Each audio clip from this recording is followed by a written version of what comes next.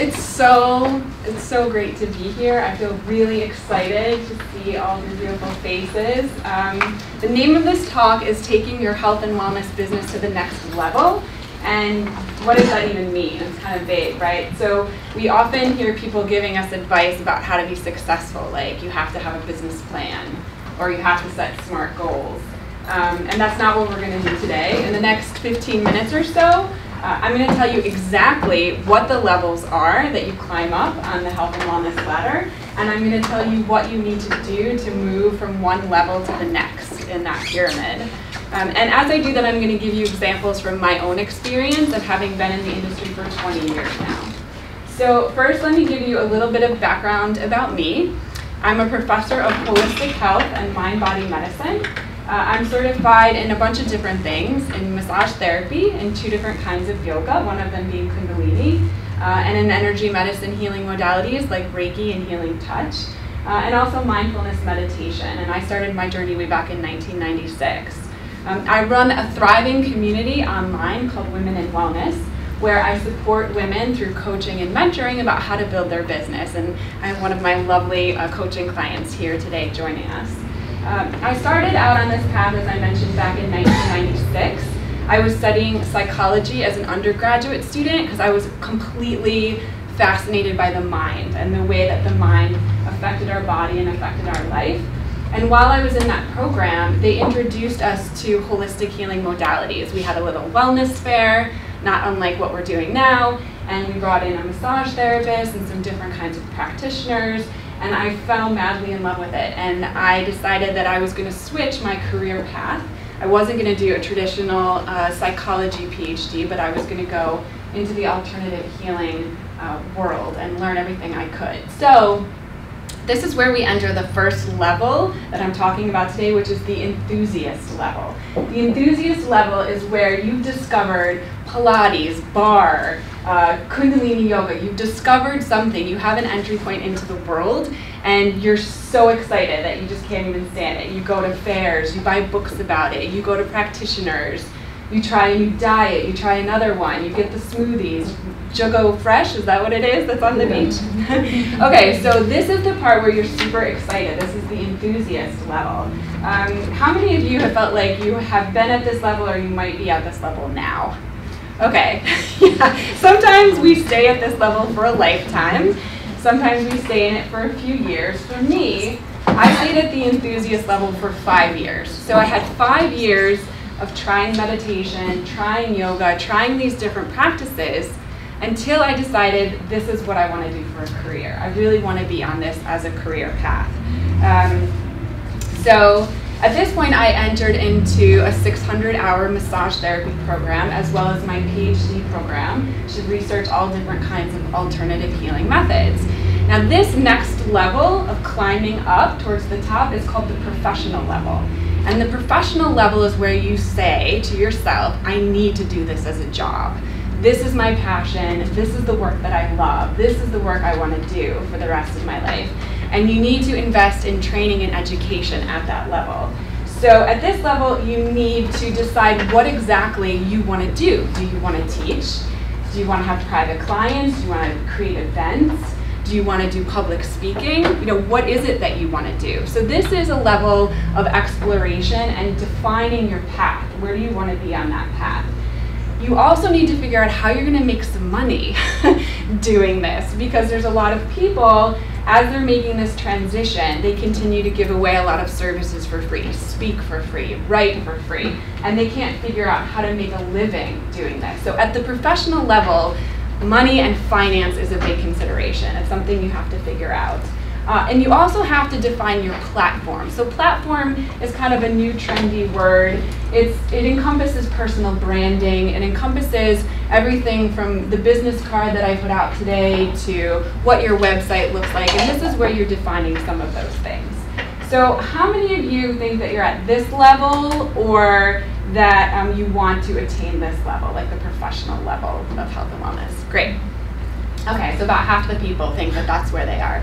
I was at this level for another 5 years. So I was at this level from 2001 to 2006. And what happened during that time is I completed my massage certification, my energy medicine certification, my yoga certification, and I started teaching and I started seeing clients. And actually, I was living in Miami Beach at the time, and I would take an enormous, heavy, purple massage table in and out of every hotel, the Rowley, you know, the Delano, the Shore Club, in and out of clients' homes on Star Island, you know, all over the place. I would drag this massive table in, and I would work on these people, hundreds and hundreds and hundreds of these people. I also completed, you know, my doctoral work, and I started finding what my original contribution was to the field of health and wellness.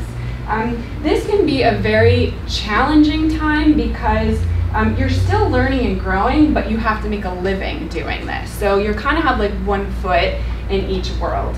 One of the things that helped me to clarify really clearly was I ended up leaving Miami Beach in 2005 and moving to Los Angeles, where I was invited to teach a 700-hour massage therapy program.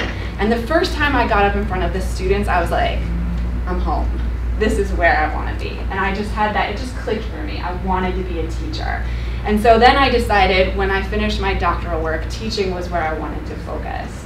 So I transitioned in 2006 to teaching at the university level, and this is when I entered the third phase. The third phase is the expert level. The expert level differs significantly from the professional level because at the expert level, you found an original contribution. You have an original message that you want to share. You're no longer hiding behind the yoga that someone else developed, or you know, the speaking or the methodology that someone else developed. When you get to the expert level, you have your own expertise and your personal experience that you draw from to teach other people. And this is where being part of a community of really like-minded people, like this group, like a chamber, like a BNI, like the holistic chamber, this is where you gather around with other people who are also professionals and experts so that you can grow and develop in that way. So how many of you feel like you might be at the expert level or approaching the expert level? Yes, yes, yes. Awesome. Okay, great. So you understand what it feels like to be at this level. So I'm going to tell you a secret about my experience of being at this level. I became a professor. I got a bunch of professor gigs. I was getting up in front of my students and proclaiming my wisdom. But on the inside, I felt like a little bit of an imposter. Like, they think that I'm an expert, but I don't really feel like an expert yet. I had stepped into that role, but I wasn't 100% caught up to that feeling of being an expert. So it's not uncommon as we move from one level to the next to take some time to kind of get adjusted to that new feeling, that new identity, that new role of kind of self-promotion. So another thing that's really important at this level is that your finances, your marketing, your branding, all of that stuff is going to shift, right? Because before you may have been advertising yourself as someone who practiced a certain kind of health and wellness that was defined by someone else, but now you need to find your original story. What is my story? Why am I doing this? Why does it matter? Who am I trying to reach specifically with my message? Is it women? Is it men? Is it people with injuries? Is it people with mental illness? And you need to refine that and focus in and make sure that your message and your branding is very clear. Okay, there's two more levels that I'm going to mention. The next level is called the influencer level. Now, the influencer level I've entered into in the last year or two. This is the level above expert level. And at this level, you have broad reach and you're aligned with other brands that also have broad reach. What does that mean? What it means is I was featured on MSNBC. I got a Huffington Post blog. I published a book on Amazon. My social media following grew from a few hundred people to tens of thousands of people across all different platforms. That doesn't happen overnight. You don't go from 0 Twitter followers to 5,000 Twitter followers in 1 minute. What happens is you have to grow into that role of influencer. And the way that you grow into that role of influencer is by having a lot of press and PR attraction, right? So you're connecting. I've been on podcasts, I've been on TV, I've been on radio shows, I do speaking events at least once a month. That's the way that you move into influencer level. There's something called Klout, K-L-O-U-T, which is a website. Has anyone heard of this website? Okay, so Klout measures your influencer score. Now, to give you a sense of this score, it works on a scale of 1 to 100, Obama being a 99. My current score is 66. When I started out on Klout, I was at like about a 50 or something. I had had some success with publishing and speaking, but I jumped significantly with the more PR coverage that I got. Now, this Klout score, it grows the more press and the more reach that you have. It measures all your social media following, things like that. So that's a great, we're talking about data, right? That's a great data point to measure what kind of influence that you're actually having. Now, the influencer level is super fun. You get to do stuff like this. You get to talk to people. You get to influence people's decisions. But it's also very challenging because you can't do everything by yourself anymore. I can no longer manage my business on my own.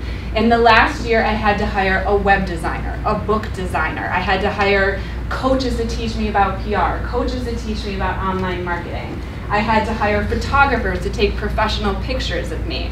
Luckily, I don't have to pay my boyfriend to do the video, but you know, you have to pay for all of these things so that you can move to that professional level. Now, we all know when we see a YouTube video that's professional versus one that's not, the quality is so much better. That quality helps you to position yourself as an influencer. So how many of you are at this level or want to be at this level? Awesome. So we have another like 5, 6 people that want to be at this level. At this level, you really have to master the PR, the marketing, the branding, and being much more professional about what you're putting out there.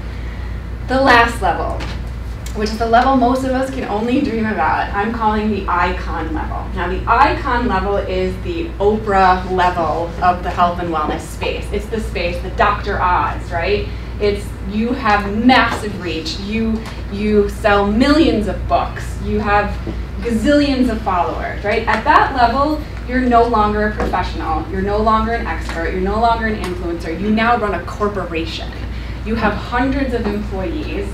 You're a spokesperson for your business. So you're not actually doing the services, but you're representing a group that's doing the services.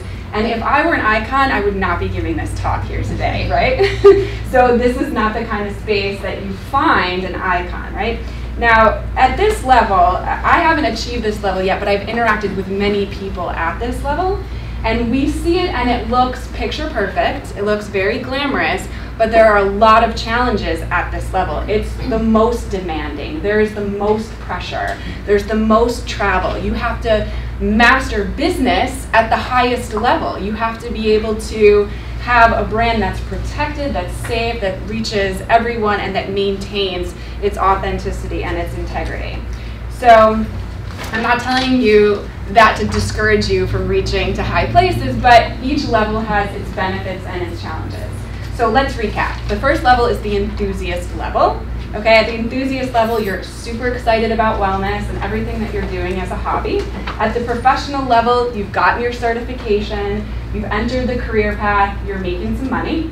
At the expert level, you have a very specific area of expertise with your original contribution. That could be in the form of writing, speaking, teaching. At the influencer level, you have a strong platform with broad reach. And the icon level is the top of the pyramid where you have such big impact that you're remembered long after you're gone. So I'll leave you with my 4 tips, my 4 top tips to moving from one level to the next. The first is make sure you get the right education and training. So there's lots of education and training available on the internet right now. You don't want to just pick anything. You want to make sure it's accredited and you want to make sure it's trustworthy. So do your homework, pick a program if you're in health and wellness that's recognized. There's a lot of fringe health and wellness things happening. It makes it much harder to get to the expert and the influencer level if it's not a recognized practice. Number 2, get support. It's so important to get coaching and mentorship as you're going through this process. I personally had a mentor for 10 years that started with me in 2001 when I entered my graduate work and taught me how to speak at a conference, how to publish an article, how to get through the whole career path. And so that's why I do that in my women in wellness coaching, because I want to mentor women the same way that I was mentored. Number 3, hire people to help you. There's no way to get from one level to the next if you don't start to build your team, build your crew. Find people who can sit and do the admin stuff and the social media stuff while you come to the Chamber of Commerce and you give a talk, right?